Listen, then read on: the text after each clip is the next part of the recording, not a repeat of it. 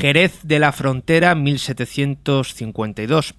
En el tribunal se celebra un juicio por unos terribles asesinatos cuyo desarrollo tiene en vilo a toda la ciudad. Nadie duda de la culpabilidad del acusado, un muchacho huérfano y sin ningún apoyo, excepto el del abogado de pobres, pagado por el concejo, el joven Pedro Alemán y Camacho. Idealista, pero también acosado por sus debilidades y limitaciones, Pedro Alemán y Camacho viene de asombrar a los jerezanos con la impactante resolución de algunos casos que parecían perdidos. Ante el reto más imposible de su carrera, ¿conseguirá el abogado que la justicia impere?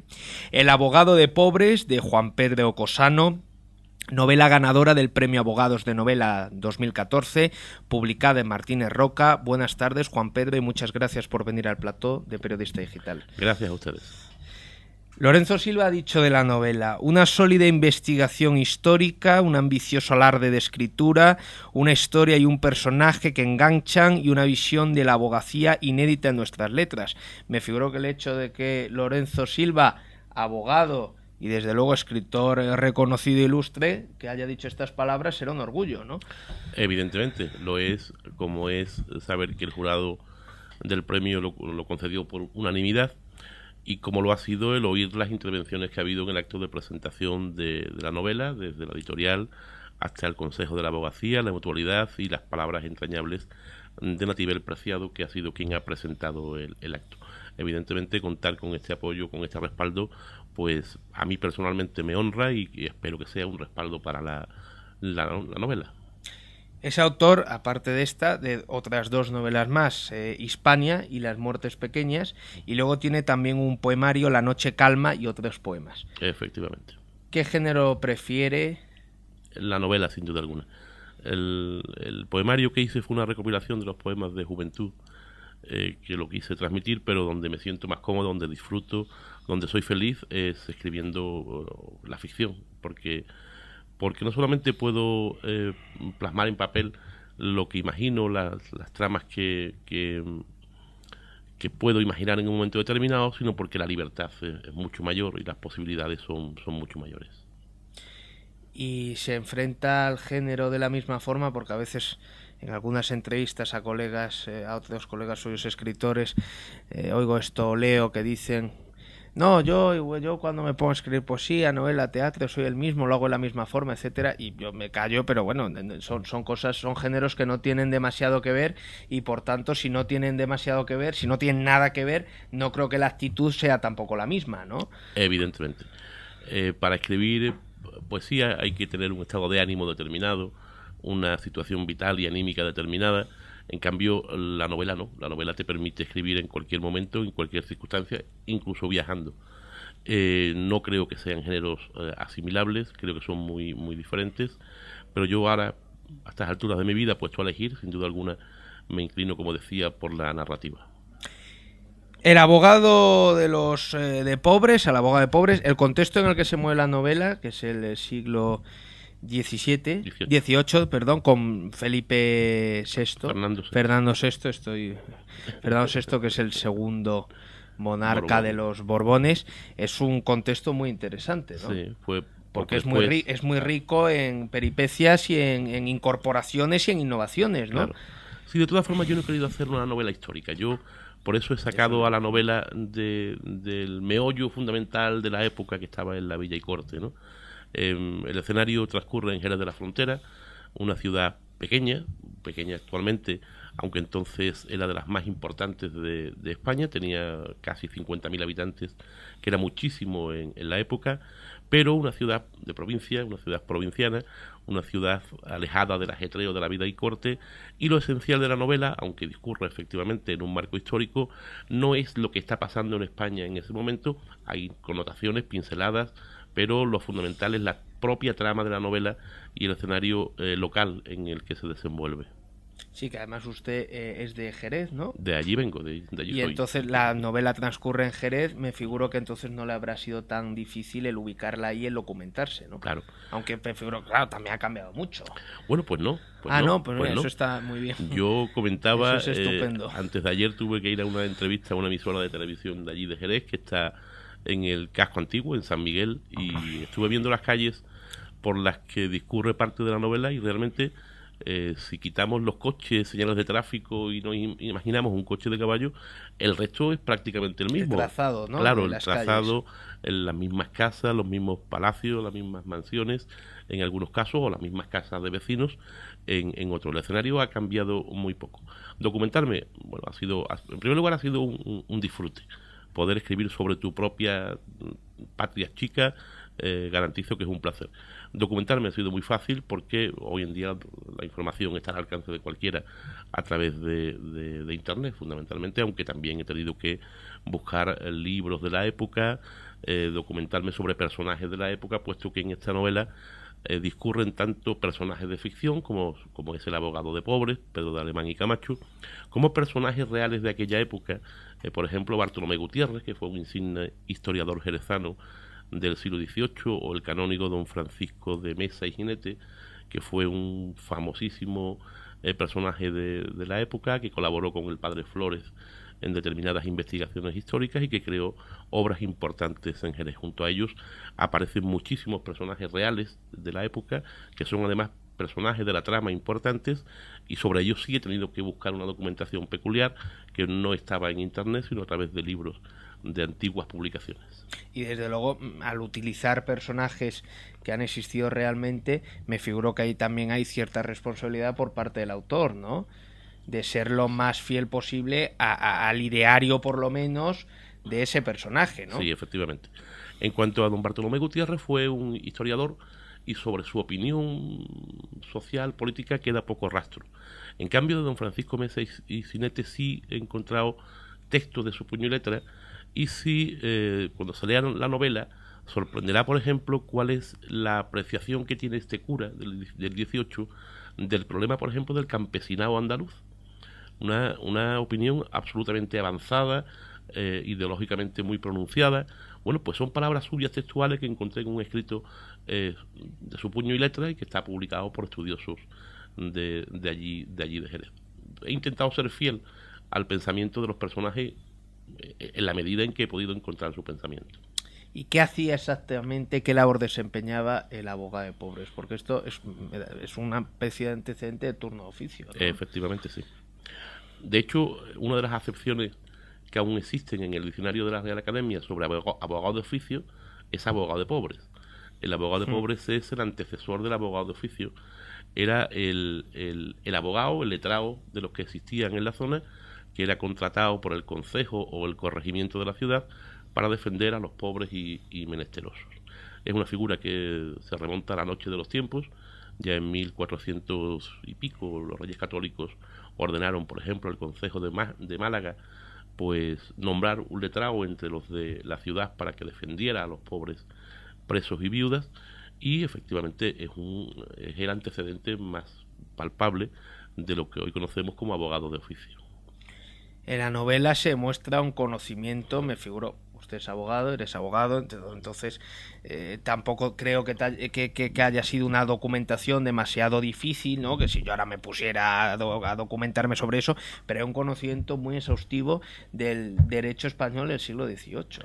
Sí, pero eso y es una de las cosas que más me han gustado de la novela, ¿no? Porque es que realmente se aprende mucho con todo esto y se ven cómo hay cosas de hoy que ya estaban entonces, ¿no? Sí, efectivamente. El proceso civil de la época del 18 era prácticamente idéntico al que existía en España hasta principios del siglo XXI, cuando se modifica la ley de enjuiciamiento civil. Procedimiento prácticamente igual. El procedimiento penal no, era mucho más complicado, mucho más farragoso, muy escrito, y yo me he permitido la licencia de modificar el proceso penal del 18 y adecuarlo a lo que hoy conocemos como lo que es el juicio oral. Hombre, después me he encontrado con leyes curiosísimas y antiquísimas, como son las leyes de Toro, por ejemplo, que establecían lo que pasaba con la dote de la mujer en caso de ser condenada, la posibilidad incluso de llevar a cabo separaciones de bienes entre cónyuges, y datos como eso. Bueno, he encontrado, por ejemplo, la obligación que ya existía en el siglo XVIII para la entrada y registro en un domicilio, la exigencia de orden judicial. Creo que es la primera norma garantista con que me he encontrado, fíjate. y se remonta a 1700 y poco, a principios del 18. Sí, pero existía una cantidad de normas en España impresionantes, y además el Consejo de Castilla, las pragmáticas reales, los decretos de Hacienda publicaban con furor legislativo muy parecido al que hoy en día estamos sufriendo, un furor legislativo bastante curioso. Ayer estuve entrevistando a Antonio Mercero Hijo, que ha escrito una novela protagonizada también por un bufete familiar, una familia de abogados, y hablábamos, y tú que eres abogado seguramente que te has echado las manos a la cabeza más de una vez y más de dos, hablábamos de cómo en España, cuando se ha hecho, que tampoco es que haya habido demasiado, películas o literatura sobre los juicios, el mundo de los abogados y tal, cómo imitamos los juicios operísticos de peluca blanca, etcétera, norteamericanos, cuando aquí muchas veces se llega a una serie de pactos y ni siquiera se va a juicio, ¿no? Sí. Entonces me figuro que... Yo me he encontrado con mucha novela con inmersión en el mundo jurídico, de la que me ha sorprendido el desconocimiento del autor sobre el mundo jurídico. Incluso más aún yo me he dedicado mucho al derecho penal y conozco un poco la investigación policial, y cuando leo cosas acerca de investigaciones policiales, resultados de pruebas, alcance de pruebas, el desarrollo de juicio, la verdad es que me llevo las manos a la cabeza, porque es que documentarse es muy fácil. Yo no soy artista y me he documentado sobre la pintura del siglo XVIII, incluso las falsificaciones de arte, en fin. Documentarse hoy en día es muy fácil, y yo reprocho a quien no se documente de desidia, efectivamente, porque con perdón, porque insisto, la documentación es muy fácil y hay que ser un poco riguroso, porque si no estamos engañando y malinformando al lector. Ahora que ha mencionado el tema del arte, también se toca aquí cómo los expolios a los que nos hemos visto sometidos a lo largo de la historia, y desde luego en este periodo concreto por parte de la aristocracia británica, cómo se llevan las obras de arte españolas, ¿no? Eso es, sí.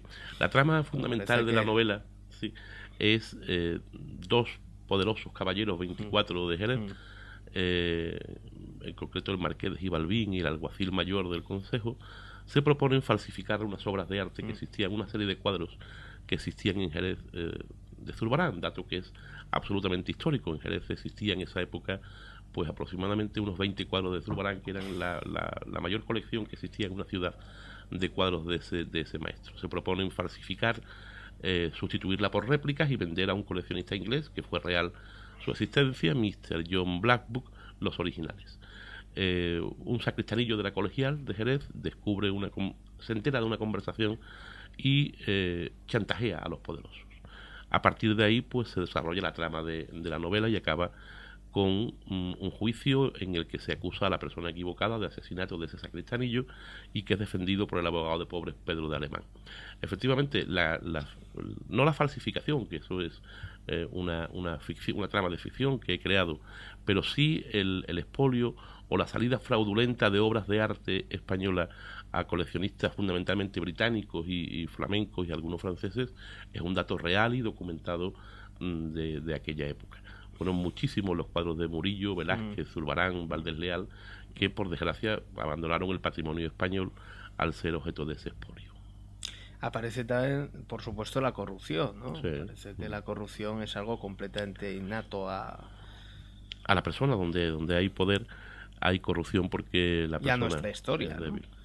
Yo creo que esa es la historia universal, ¿no? Sí, pero hoy ha salido la noticia de esta ministra británica que se había apropiado de 6.000 o 7.000 euros para reformar su casa y ha tenido que dimitir. Si aquí siguiésemos esa regla, no teníamos a nadie, ¿no? Estaba el Parlamento...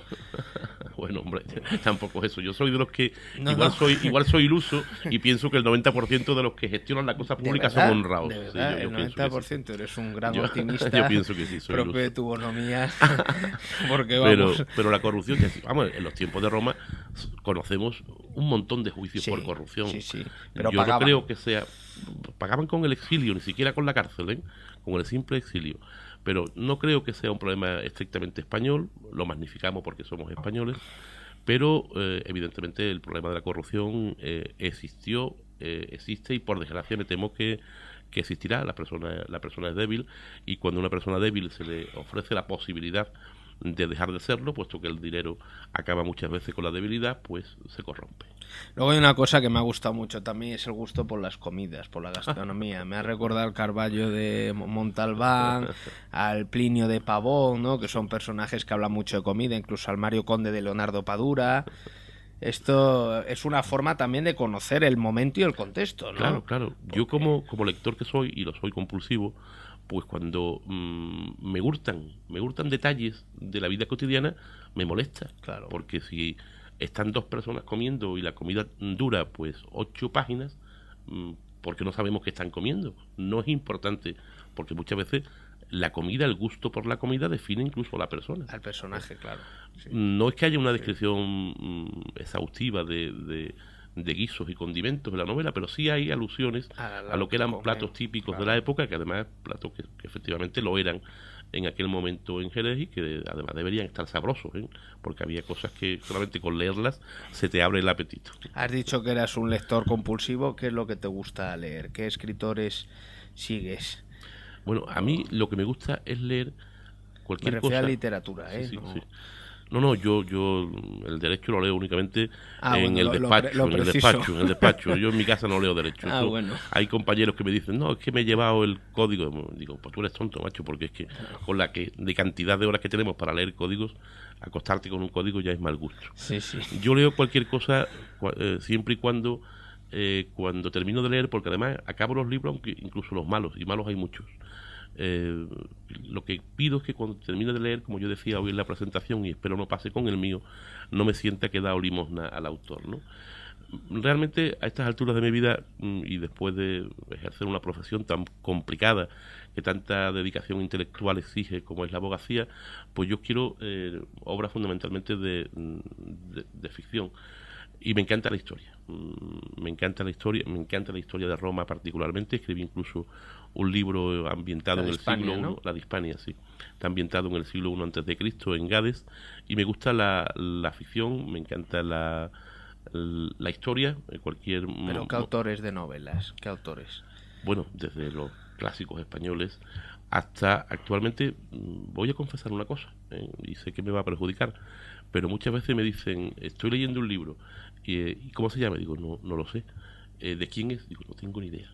Porque es que, por ejemplo, he leído un libro últimamente que al final me conseguí quedarme con el nombre, que era La verdad sobre el asesinato de Harry Quebe, ¿puede ser?